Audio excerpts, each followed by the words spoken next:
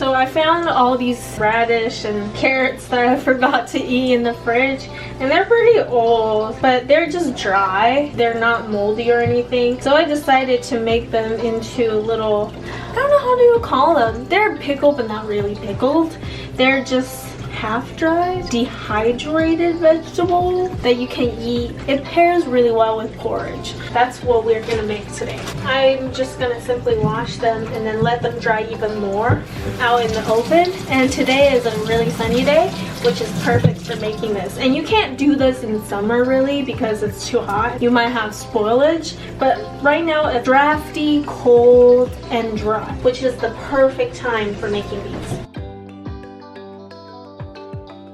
If you can make it about the same size, that would be the best, because then the marinating process and the drying process will have more uniformity, and that would help the flavor come out better instead of some not enough flavor and some salty. You want to make them into bigger chunks because you want to have a little bit of moisture. It's still kind of like a rubbery when you touch it, but then it's not moist like how it is right now. So it's kind of like between completely dehydrated but still have some moisture in it. So kind of like all those raisins that you buy fresh from the market.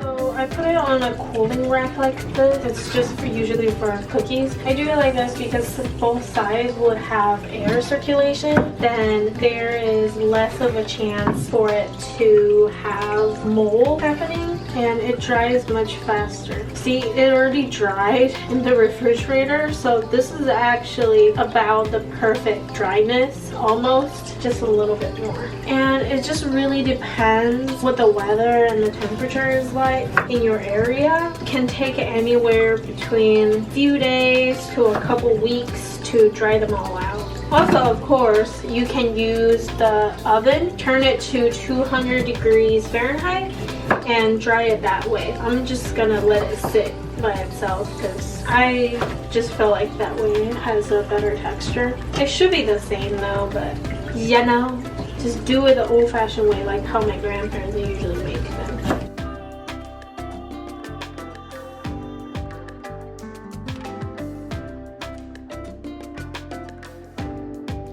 It is really up to you how much salt you can eat, but I would recommend go generous on it because the salt is what keeps it from decomposing or going moldy. This is actually the spice that I had left over from the spicy sausage.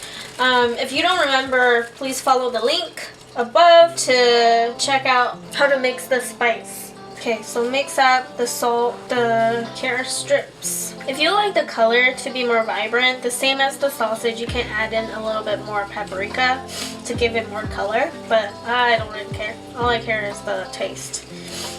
I usually like to let it marinate for at least 2-3 days to give it enough time for the flavor and the spice to penetrate through. Even though I mixed the two different kind of carrots, I mean, one is radish, one is carrot. I'm just gonna divide them, but you don't have to do this. You can just leave them in together. And then you just put a lid on, pop it in the fridge.